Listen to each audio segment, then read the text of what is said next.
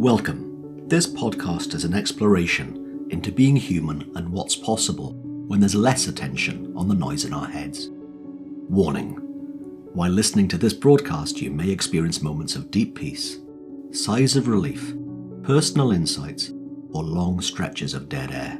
Do not be afraid. This is normal. Under the Noise with Win Morgan and Kate Roberts. Welcome to this week's Under the Noise with me, Win Morgan, and my wonderful co-host, Kate Roberts. Hello, Kate. Hey, Win. How you doing? I'm good. Good. You had an idea.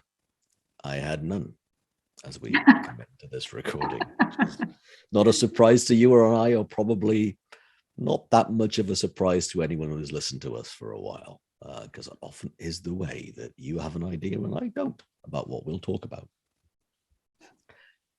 And full confession, first of all, when you share with the person listening right now what we're going to talk about today, I went, yeah, that's fine. I've got no issue with that. And then you shared something else and I went, wait a minute, I'm full of, enter your favorite expletive, I'm full of bull on that because, oh yeah, me too.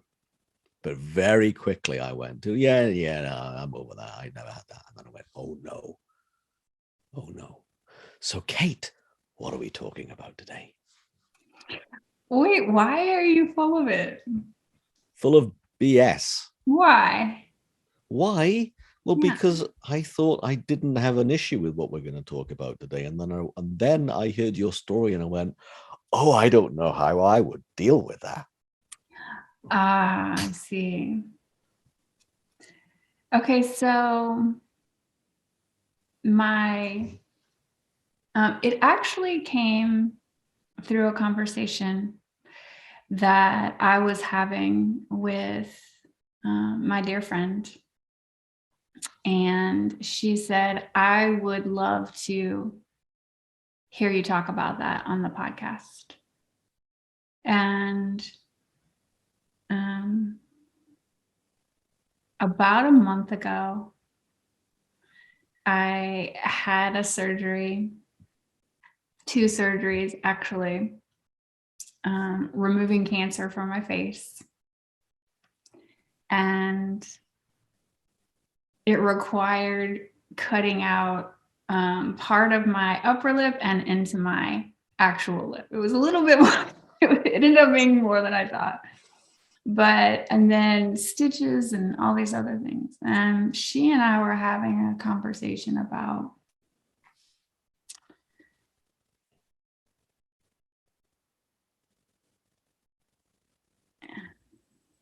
attachment to our physical bodies. And I've never really had a thought so much about that until this procedure. And so I'm laughing because I find myself in the doctor's office and they're, explaining what's going to happen and what to expect. And the sweet doctor is and then she says, yeah, it'll be about a year. And I start crying all of a sudden. And I'm like, I don't even know why I'm crying. I told the doctor, I have no idea why I'm crying right now. That just seems like a really long time. And for me, I suspect that there will always be a scar of some kind. So it's not just this, more obvious thing, but it will always be there. So I realized, and I was sharing this with my friend, that I was super attached to my face and what it looks like. And I didn't actually realize that I was attached to my face and what it looks like until, the doctor is talking about this scar. And it's so silly because, people have limbs removed and I'm sitting here crying about a scar. I'm sitting here crying about a scar on my face. And I got over it. It was very, it was so temporary. but she and I were talking about attachment, and just really kind of exploring from this new space about, without even realizing it, how attached I was to it. And I'm about, I don't know, not even a month in really to this. And I realized yesterday I was looking at the scar, and I was thinking, I don't know, it's kind of cool. Like almost like I'm living into this new phase and with the scar. And it wasn't even neutral. It was all of a sudden now I'm attached to this scar. It's kind of evolving. But I just thought it would be fun to explore attachment to our physical bodies, because we're here. Things happen to our bodies.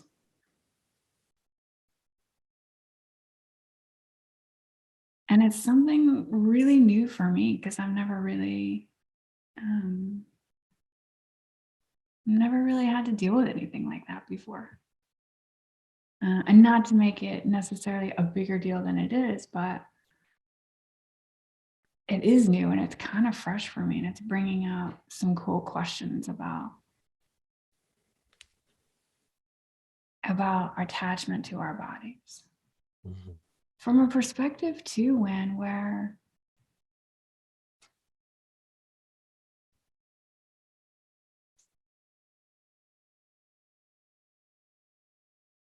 and this is going to sound kind of crazy, but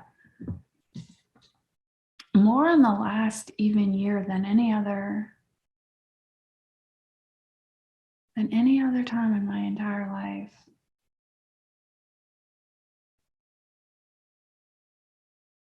I'm starting to see, just starting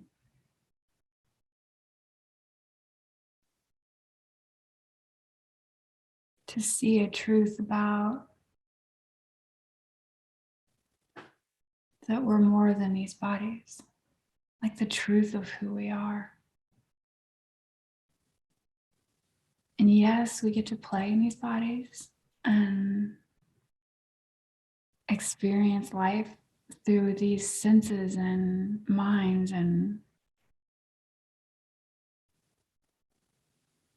but we're so much more than that. We're so much more than these bodies, and I have started to see that more recently. So it's interesting to kind of play with these life experiences that affect our physical bodies, while at the same time coming closer to a truth that that's not really who we are, not really.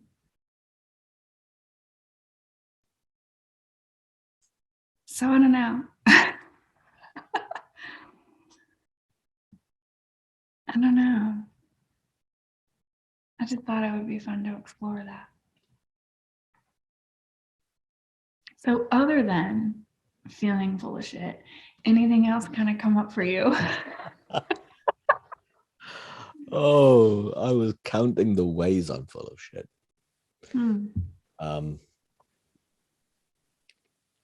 It's funny, I had flashes of times when I became insecure about a part of my body due to something. So I remember noticing that I had call them retainers in the US, braces. Yeah. Here in the UK on my teeth, fixed ones, when I was a teenager for a year and a half, around the age of 13.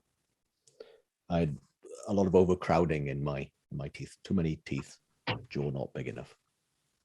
My mouth is certainly big enough, but my jaw clearly wasn't for the amount of teeth that I had. So I had a number of them removed and then corrective straightening.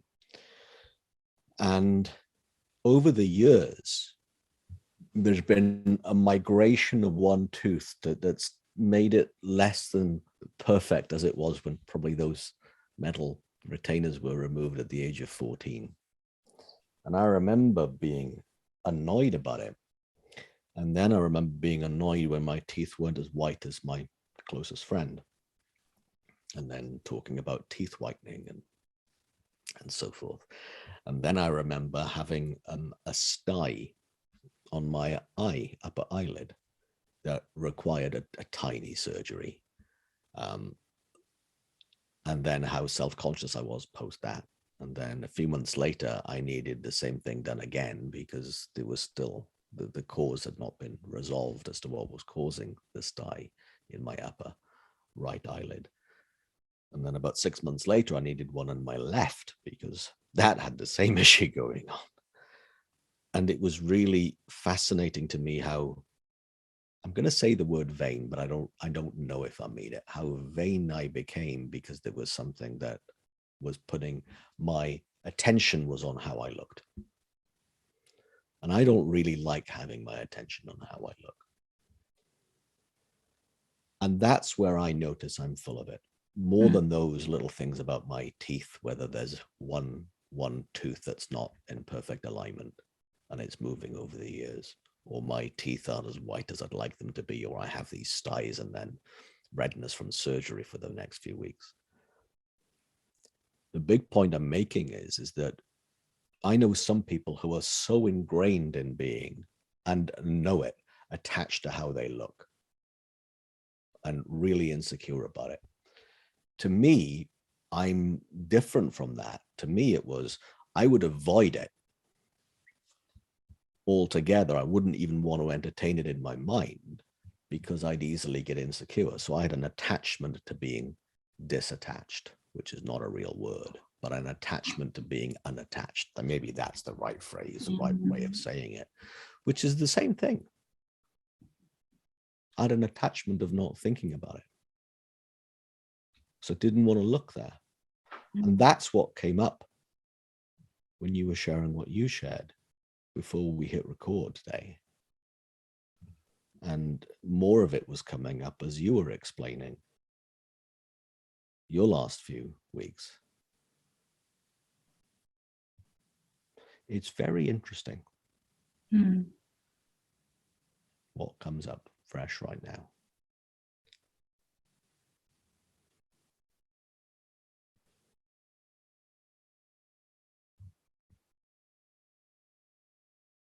And a few minutes ago, when you were talking, you said there are so many questions that are coming up.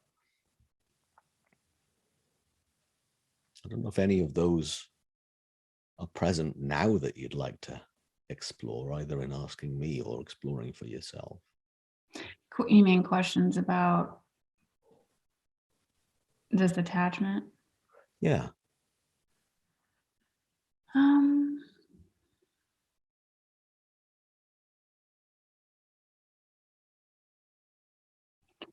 I'm not sure if it's so much about the questions as it is noticing. Yeah. Yeah.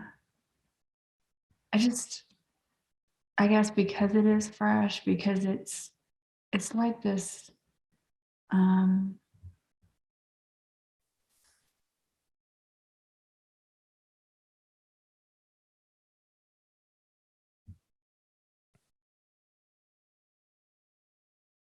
you know, I can tell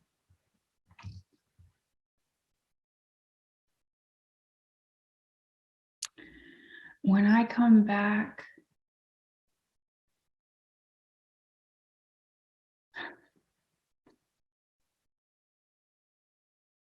which is cool in itself, by the way. I can tell when I come back from a certain amount of time, you could say in the noise,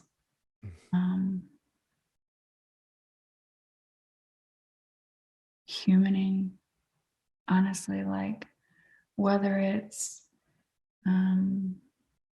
things like this where there's a lot of stuff happening physically. So whether or not, it's surgeries or, anesthesia or pain or stitches or, that to me is part of our experience, is kind of like a lot's kind of happening in our bodies, right? Or times when I'm I got a lot on where I'm working or something like that, and I'm using a lot of my intellect. Mm. And so I've been in the noise of life, the noise even of my body. You and I have never done you and I have never done an under the noise when it's like, when we talk about noise in relation to our bodies, which I think is part of our human experience, sometimes.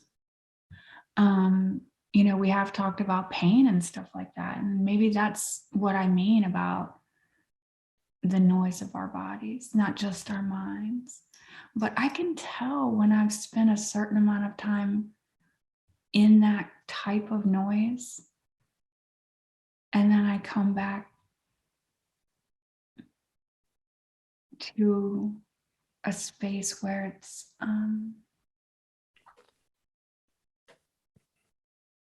where it is our default, that peaceful space under the noise. And I don't, unlike years prior, I don't give myself a hard time as much as I used to about those times when I am humaning, when I am in the noise.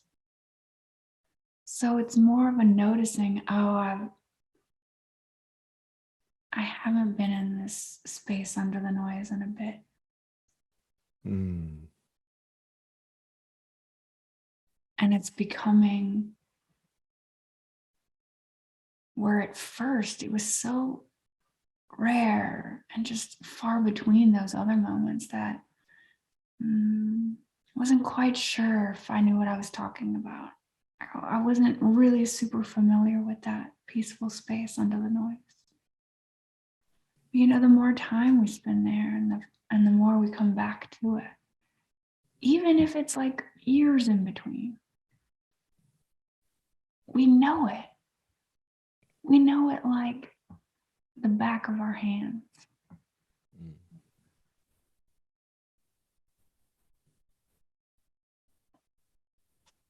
So it's interesting,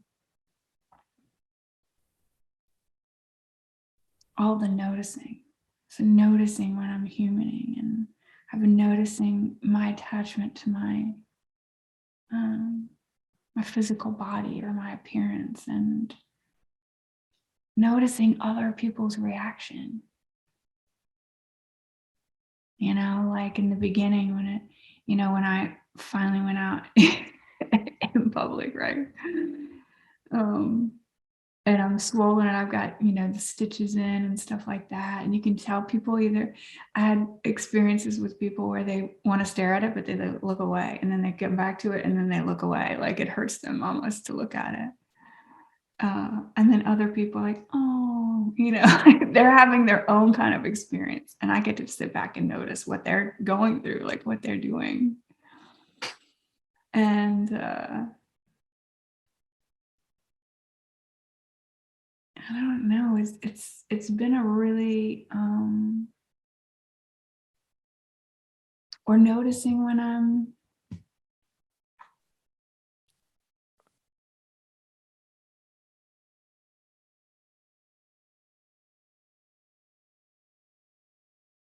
just not physically feeling the same as I was before, like just from surgery, I guess, or I don't know. So there's a lot to notice in this space, but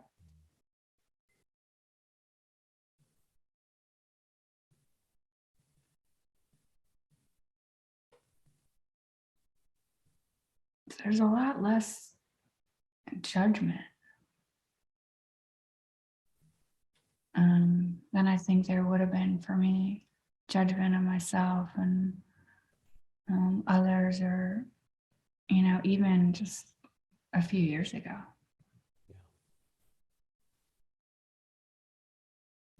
I'm not sure what I attribute that to, but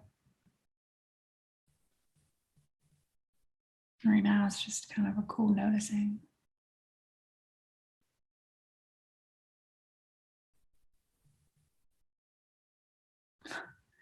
And how quickly we adapt as human beings.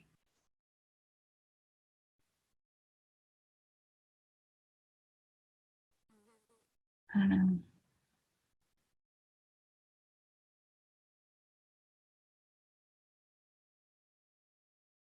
And I notice when even I've got a lot of stories about it. Stories of what I'll look like, or is this going to happen again, or fear, or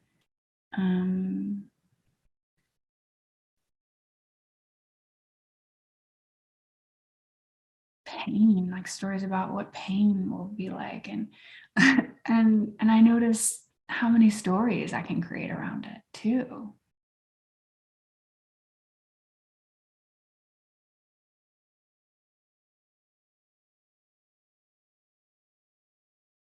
But it felt very different from actually believing any of them. And sometimes it did. They felt really real. And then other times I noticed how many stories I was making up. So I don't know, it's kind of cool. Cool to notice. And I don't know. What do you think?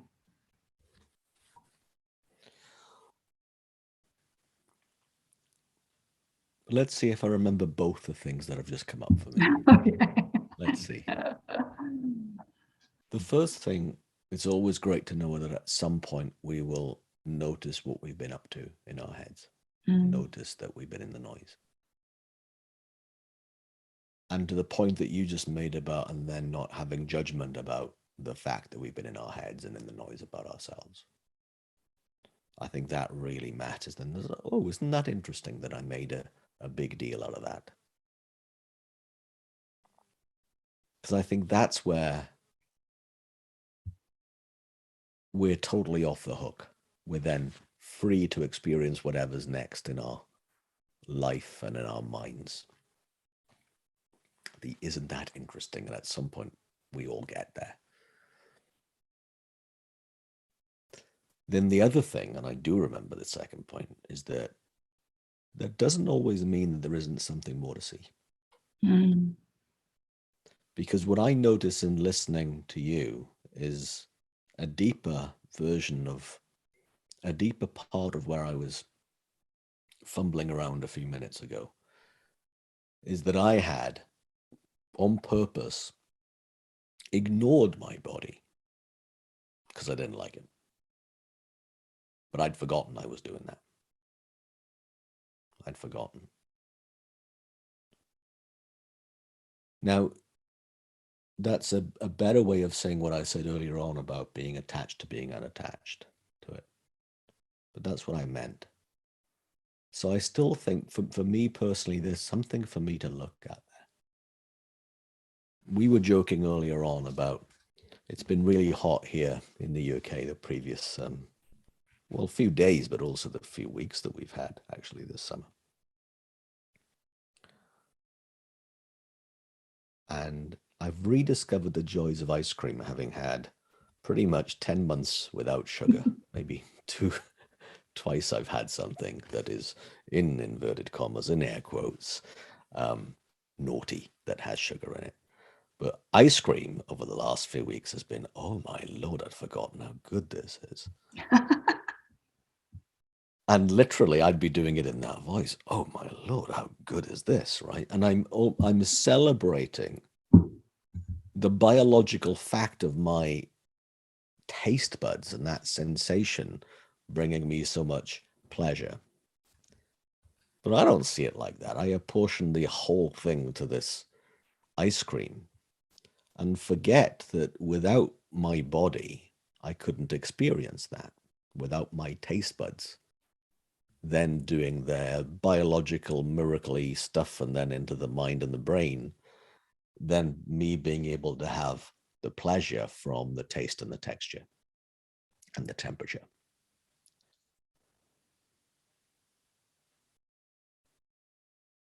Couldn't do that without a body.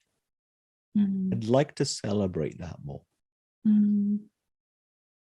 I'd like to celebrate more, not only I'm boring people senseless with this bird song identifier app I've been telling everyone about, that has taken me so far away from the TV, from Netflix, from Amazon Prime, from the BBC iPlayer, or anything else. It's taken me so far out of my living room and the TV that I am spending so much time sitting in the garden and looking at the wildlife, not just the birds, the squirrels. And a few evenings ago, I was up late because I wanted to see the bats that I really love watching, bats fly above my garden. And hearing the owls do owly noises.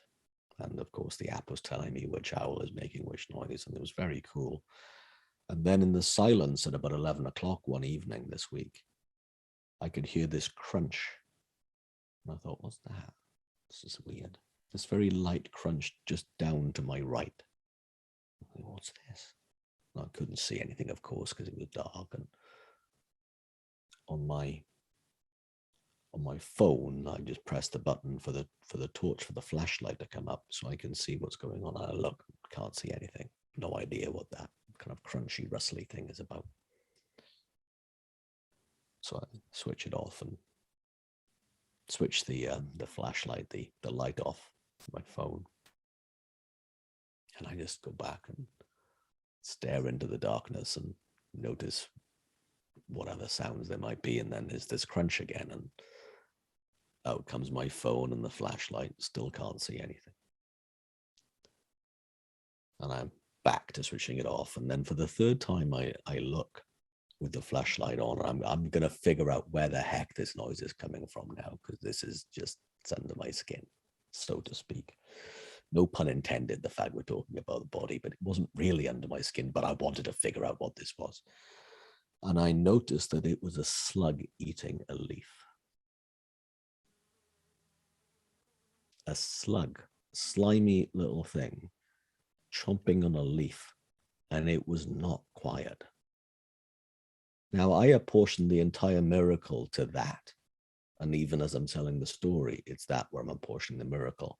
The miracle is also the fact that with this body, I can experience it, I can hear it, and I can see it, and I can remember it. None of that would be possible without my biology, without this physical realm. Even me now, as I rub my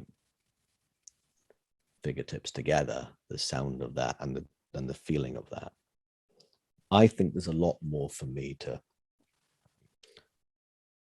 ponder and to embrace about my physical being, my body, more than I've done in my entire life up until right now. And while I did a lot of yoga for 3 or 4 years in my mid-40s, how come I stopped? It's really good for me. It's really good for my physical body. And I enjoyed the slowing down of it as well mentally. And sometimes I really love to exercise, and most of the time I absolutely hate it. It's good for my body, it's good for my heart, it's good for my lungs, it's good for everything in my biological, physical vessel that I'm born into. And I'm, in my mind, I'm going to make this statement out loud and public right now, is that I need to respect it more, embrace it more, enjoy it more, and not ignore it or take it for granted.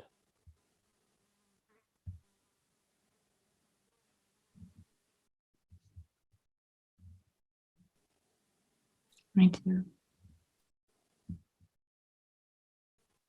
Me too.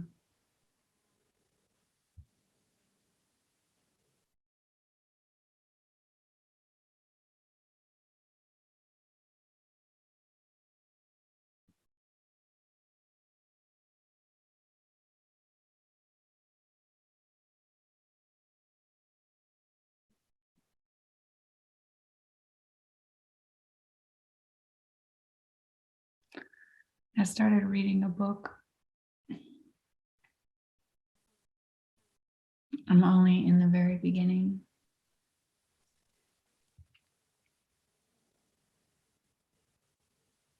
But it's the newest book by Michael Singer, who did Untethered Soul. I'm pretty sure it's called Living Untethered, but I love Michael Singer. But the beginning of the book takes you through the creation of the universe, which is really interesting. I'm kind of like in the beginning, I'm like, okay, where are you going with this? In the beginning. But the whole point was that, and he takes you through all of the things that had to happen. Not only for the universe to be created, but Earth to be created, and conditions over billions of years to come to a space where human bodies can live and thrive. And it gets to the point at the end where how many billions of years and how many billions of things had to come together for us to be sitting in this perfect moment, this gift of a moment in these perfect bodies.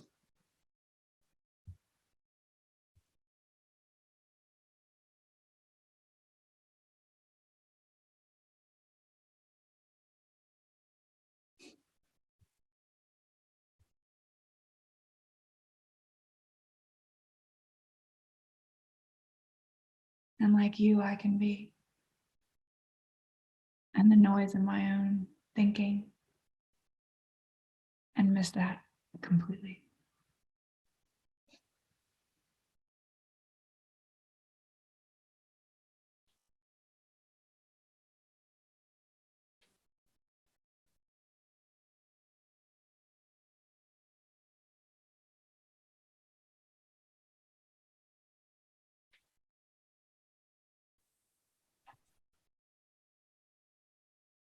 But when I don't miss it,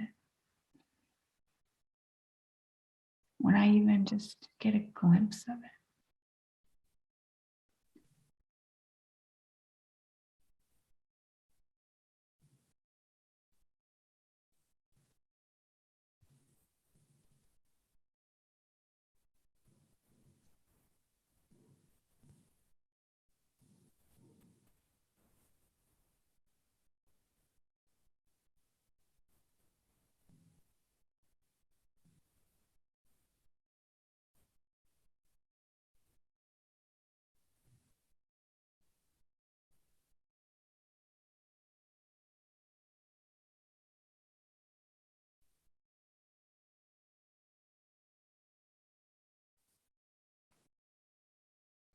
I realize the perfection of even those moments when I miss it.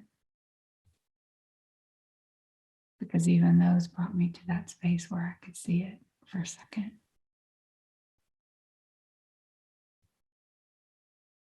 And there's no possible way to call it wrong or lacking from that space.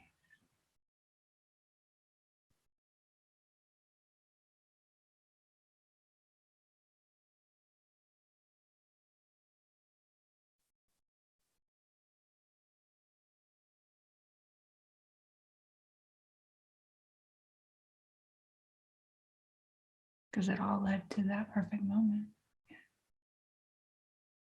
This perfect moment with you.